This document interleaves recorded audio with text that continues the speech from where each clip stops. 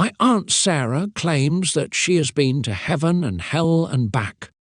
I never believed in near-death experiences until my Aunt Sarah came back from a 3-minute clinical death with a story that changed not just her life, but the lives of everyone in our family. What makes her experience different from other near-death stories isn't just the vivid details she recalled, but how it fundamentally altered her as a person. The aunt who returned wasn't the same woman who died on that operating table. Before her experience, Aunt Sarah was a pragmatic accountant who lived in a world of numbers and concrete facts. She was the family skeptic, the one who rolled her eyes at ghost stories and called religion crowd control for the masses. She hadn't stepped foot in a church since her wedding 20 years ago, and she took pride in what she called her rational approach to life. Everything changed during what should have been a routine hip replacement surgery. According to the medical records, Sarah experienced an unexpected reaction to the anesthesia, leading to cardiac arrest. For 3 minutes and 27 seconds, she was clinically dead while the medical team fought to bring her back. What happened during those minutes has become the subject of endless family discussions, scientific inquiry, and theological debate. When Sarah first woke up, she was different. The medical staff noticed it immediately. Instead of the confusion typical of post-operative patients, she was eerily calm and focused. She asked for a notebook and spent the next 12 hours writing continuously, trying to capture every detail of what she'd experienced before it could fade.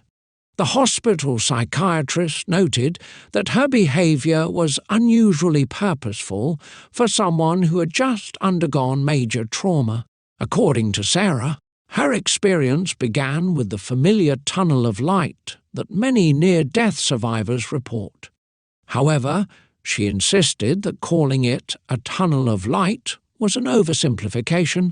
She described it as consciousness expanding through multiple dimensions simultaneously. She said our human brains interpret this as a tunnel because we can't process the actual geometric reality of the experience. What made her account unique was the systematic way she described everything. She didn't talk about her experience in vague, spiritual terms. Instead, she attempted to analyze it with the same precision she brought to her accounting work. She created detailed diagrams, wrote mathematical equations trying to explain the physics of what she called trans-dimensional travel, and compiled a 400-page document describing every aspect of her journey. According to Sarah, she experienced both heaven and hell, but not in the way religious texts describe them. She said they weren't separate places, but rather different aspects of the same reality, like opposite sides of a Mobius strip. She described hell not as a place of fire and brimstone, but as a state of complete self-awareness, where you experience the full impact of every action you've ever taken and its effects on others.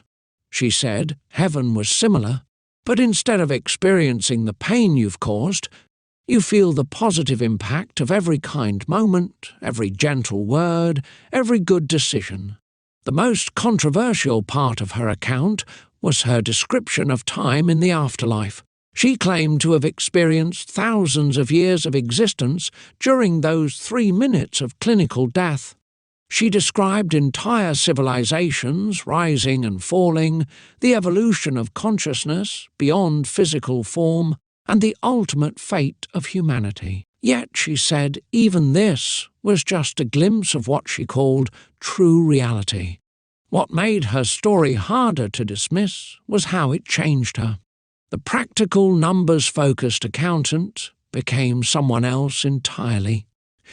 She could suddenly understand and speak languages she'd never studied. She displayed knowledge of advanced physics and mathematics that seemed impossible for someone with her educational background. Multiple experts tested her, and none could explain how she had acquired this knowledge. The changes weren't just intellectual. Sarah's personality transformed completely. The once cynical skeptic became profoundly compassionate, but in a way that was almost unsettling. She could look at strangers and seemingly know their deepest pains and fears. She started counseling people, telling them things about their lives she couldn't possibly know. She was never wrong. Her relationship with technology changed dramatically. She could no longer use smartphones or computers without them malfunctioning. Electronic devices would shut down in her presence or display bizarre errors. She said it was because her energy signature had been fundamentally altered by her experience. Scientists who studied this phenomenon were baffled by the consistent electromagnetic anomalies that surrounded her. The medical community tried to explain her experience through various scientific theories. Some suggested her brain had created an elaborate hallucination using stored information. Others proposed that the lack of oxygen had triggered a massive release of DMT in her brain. But none of these explanations could account for her new abilities or the verifiable information she had brought back about people and events she couldn't have known about. Religious leaders had mixed reactions to her story. Some embraced her account as proof of their beliefs, while others condemned it as heretical. Sarah found this amusing, saying that human religious institutions were like kindergartners trying to understand quantum physics. She said all religions contained pieces of truth, but the actual reality was far more complex than any human doctrine could capture. The impact on our family was profound. How do you relate to someone who claims to have experienced multiple lifetimes in the span of 3 minutes? Who says she has seen the beginning and end of the universe? Who can tell you details about your great-great-grandparents that turn out to be historically accurate? Some family members couldn't handle it and distanced themselves. Others became almost obsessively devoted to her.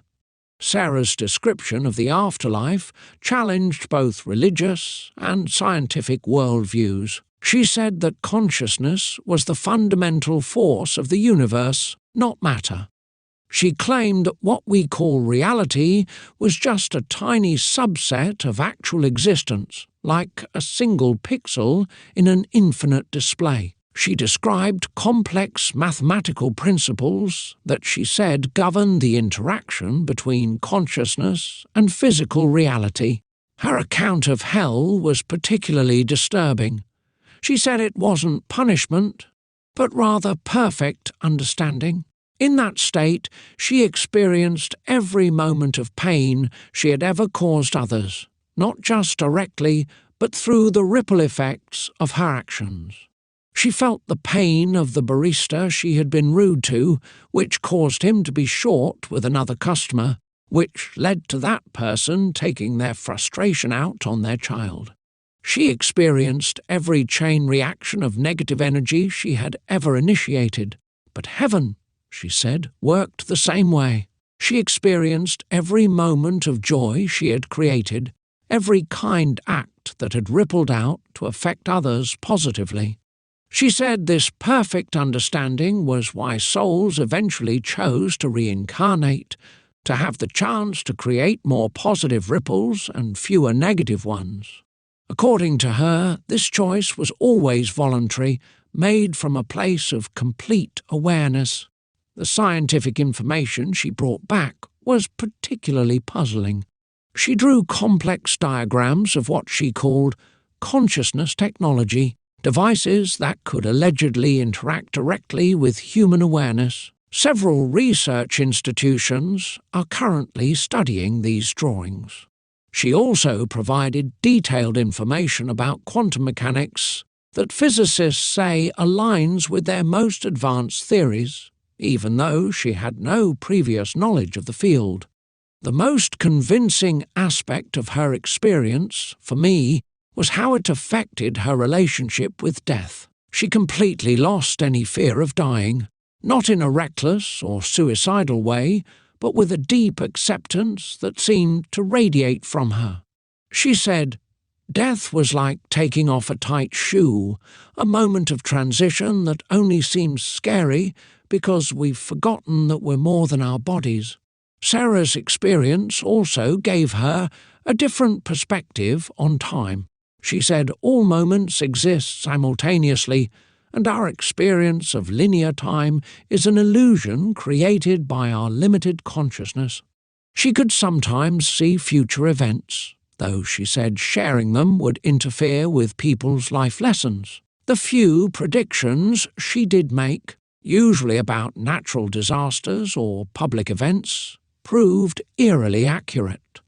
The medical team who resuscitated her became part of her story too. Several of them reported strange experiences during the 3 minutes she was clinically dead. The head surgeon said she felt an overwhelming sense of peace and saw geometric patterns of light. A nurse reported that all the digital equipment in the operating room malfunctioned simultaneously. The anesthesiologist claimed he heard music that seemed to come from everywhere and nowhere at once. The physical changes in Sarah were measurable. Her brain scans showed unusual activity patterns that doctors couldn't explain. Her cellular age markers indicated she was biologically younger than before her death. Her immune system became extraordinarily robust. She stopped needing sleep, instead entering what she called consciousness alignment for 2 hours each day. The impact on her professional life was significant. She could no longer work as an accountant because numbers now held different meaning for her. She said our mathematical system was too limited to describe the reality she had experienced. Instead, she began working with theoretical physicists, trying to develop new mathematical frameworks to explain consciousness and its relationship to physical reality. Her social relationships changed dramatically. She could no longer engage in small talk or superficial interactions. She said, "Once you've experienced the complete interconnectedness of all consciousness, pretending to be separate becomes impossible." This made many people uncomfortable around her. She could see through social masks and would respond to people's thoughts rather than their words. The research community's interest in her case has not waned. 6 universities have ongoing studies examining various aspects of her experience and its effects. Her case has been published in medical journals, psychological publications, and physics papers. Scientists are particularly interested in the verifiable information she brought back: historical facts, scientific knowledge, and personal details about people she had never met. Sarah's relationship with nature also transformed. She could communicate with plants and animals in ways that seemed impossible but were documented by researchers. Plants would grow at accelerated rates in her presence. Animals would seek her out and respond to her as if she were communicating with them directly. She said all consciousness was connected, and her experience had simply removed the artificial barriers humans create. Perhaps the most significant aspect of her experience was how it affected others. People who spent time with her reported profound changes in their own consciousness. Many described spontaneous mystical experiences, enhanced intuition, and a deeper understanding of their life purpose. Some developed healing abilities or other unexplained capabilities after prolonged contact with her. The personal cost of her transformation was high. Her marriage ended because her husband couldn't adapt to who she had become. Most of her old friends drifted away, uncomfortable with her new insights into their lives. She said she understood. It's difficult to maintain a friendship with someone who can see every thought and feeling you have. She had to learn to filter out much of what she perceived to interact with others normally. Now, 5 years after her experience, Sarah lives a quiet life in a small house surrounded by gardens. She spends her time writing, counseling people who seek her out, and working with scientists trying to understand what happened to her. She says she's still processing everything she learned during those 3 minutes that lasted an eternity. For our family, Sarah's experience has become a dividing line. There's before and after. Some of us have embraced her insights and changed our lives accordingly. Others maintain a cautious distance, unsure how to integrate her reality with their worldview. But none of us can deny that something profound happened during those 3 minutes when her heart stopped beating. Whether you believe Sarah's account or not, the fact remains that a pragmatic accountant went into surgery and emerged as someone with inexplicable knowledge, abilities, and awareness. Her story challenges our understanding of consciousness, death, and the nature of reality itself. While science continues to study her case, those of us who knew her before and after her experience are left with the undeniable knowledge that something exists beyond our current understanding of life and death.